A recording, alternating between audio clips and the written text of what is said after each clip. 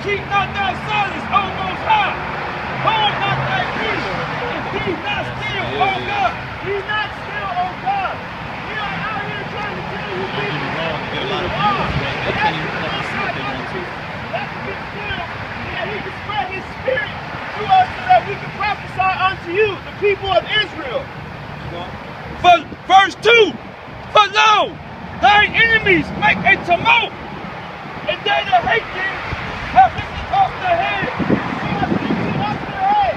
All of the nations of the countries around the entire world have lifted up their heads against us, the children of Israel. The children of Israel is showing history books. But our history, not Israel.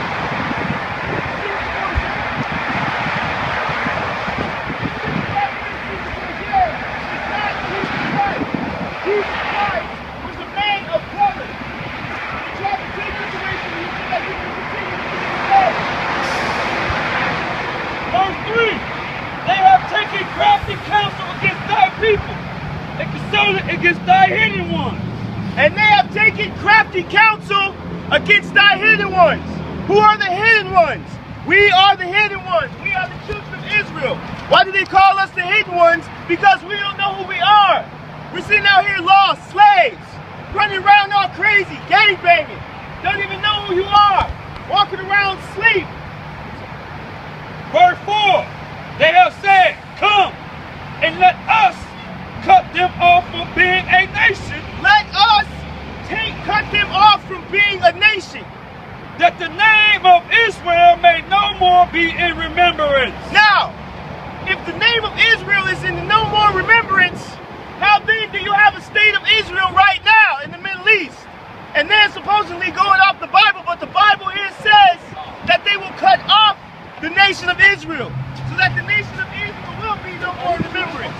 That is you. That is the people walking down the street sleep. That's the women wearing fake hair. That's the women wearing fake eyelashes.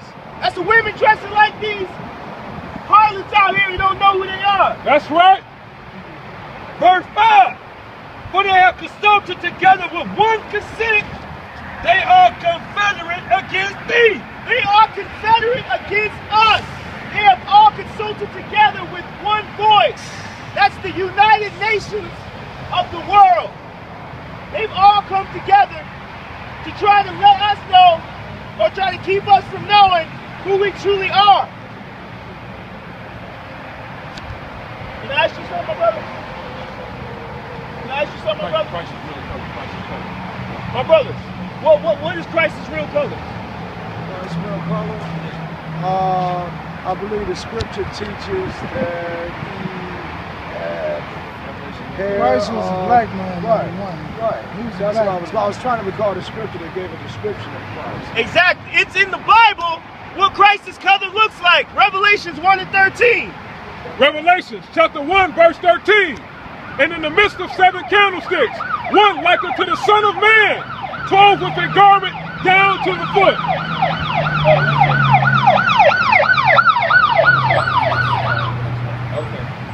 And in the midst of the 7 candlesticks, one like unto the Son of Man. One was like it to the Son of Man. He was bright when he came down, when he comes down in future tense. Clothed with a garment down to the foot. Goes with the garment down to the foot. And girt about the paps with a golden girdle. And he had a golden girdle on. He was royal. His head and his hairs were white like wool. His hair was like wool. If you guys have ever seen a sheep's wool looks like they have afros. So if the people in Israel are the people of the Bible, how come they're not all walking around with afros? And it was white. He was pure. He had wisdom.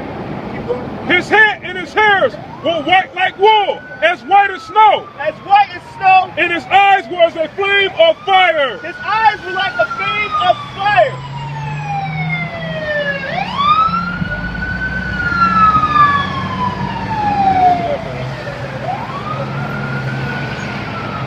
And his feet like unto fine brass. His feet were unto like fine brass.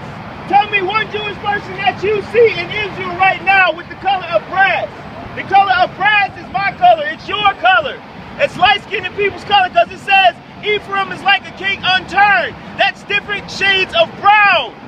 It's brass. Continue. And his feet, like unto fine brass, as if they burned in a furnace. As if burnt in a furnace. So not only was it brown, but he was dark brown. He had a dark hue. So why would they keep that? Why would they keep that from us? Because they don't want us to know who we are. Because as long as we stay slaves, we can never rule. We can never rule as long as we're slaves, because slaves don't rule. They're subservient. And that's how they built this nation. It's because of us being subservient to them. Let me get Daniel 10:5 and 6. This is the description of how the Most High himself looks. How Christ looked. The book of Daniel, chapter 10, verse 5. Then I lifted up my eyes and looked, and behold, a certain man clothed in linen, whose loins were girded with fine gold of Uphaz. Now see, that is the same scripture and the same depiction as the book of Revelations.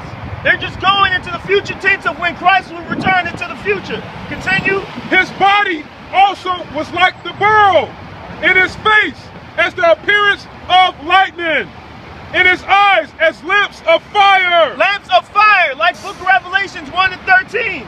In his arms and feet like unto the color of polished brass. His hands and his feet were like unto the color of polished brass.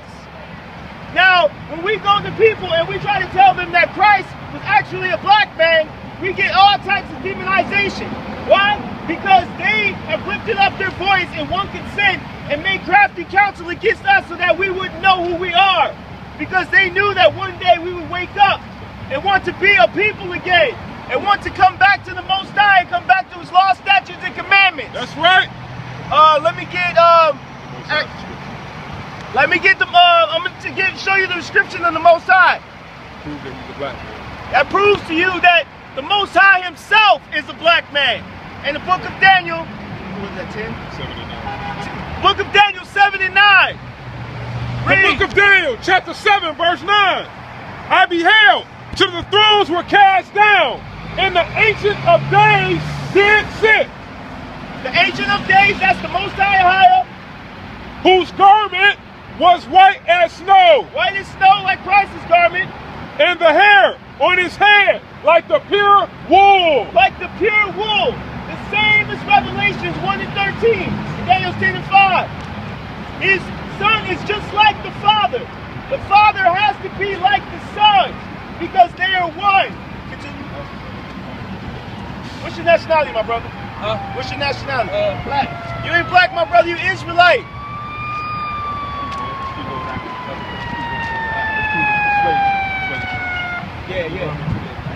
I want to go to another one. And to further prove that we are the people of the book, go to Acts 13 and 1. I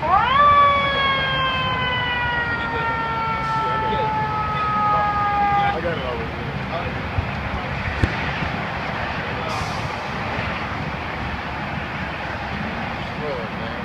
Now here's the girl. And it shows you even in the New Testament, not only the book of Revelations, that the people of the book, the Hebrews, the Israelites,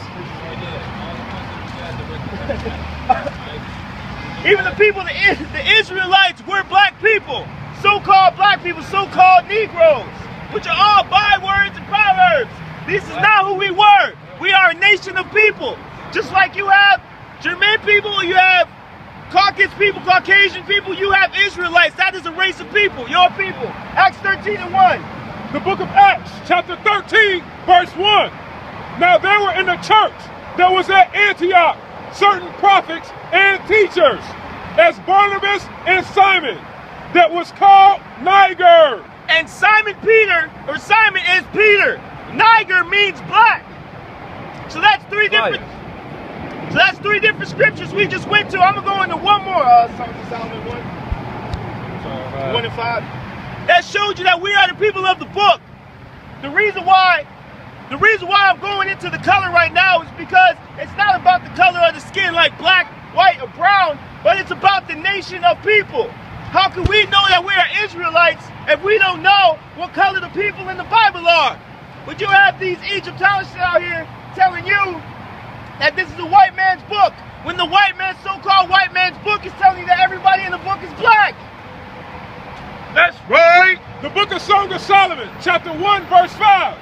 I am black. I am what? I am black. I am what? I am black. I am what? I am black. King Solomon himself said, I am black. But comely, But comely, O ye daughters of Jerusalem, O ye daughters of Jerusalem, as the tents of Kedar, as the curtains of Solomon. Solomon. That's King Solomon. That is David's son. Himself, he says he's black. Now, I don't know how you get more obvious than that, but we're gonna show you how we came over to America. So now that y'all know that the people of the book are black people. Deuteronomy 28:48. 15 first. 15 first.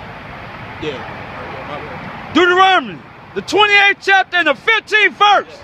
But it shall come to pass, if thou wilt not hearken unto the voice of the Lord thy God, If we do not hearken unto the voice of the Lord our power, God, to observe, to do all his commandments, all his commandments, not one, and his statutes which I command thee this day, that he commanded us, that means worship it on the Sabbath, which is the seventh day, which is today, the day of rest. Continue. that all these curses shall come upon thee and overtake thee. That all these curses shall come upon thee and overtake thee. We out here eating pork. We just rolled past here and some man was selling ribs on the Sabbath. A Hebrew, an Israelite.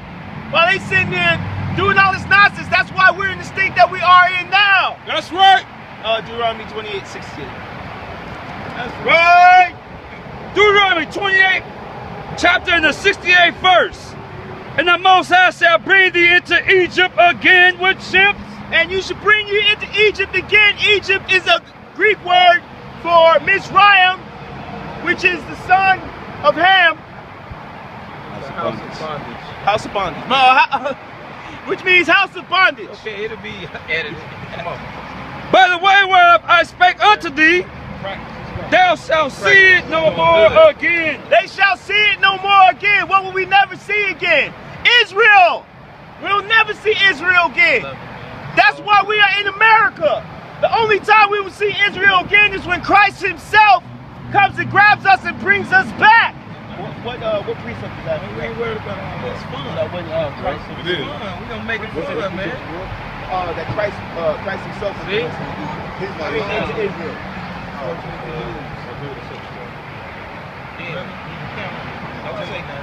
Continue. And there you shall be sold unto your enemies for bondmen and bondwomen. You will be sold unto your enemies for bondmen and bondwomen, which means slaves. Is it starting to make sense? And no man shall buy you. And no man shall buy you, which is the correct English word for redeem, which means that nobody will bring you out of your captivity, because the Most High wants us to do it ourselves.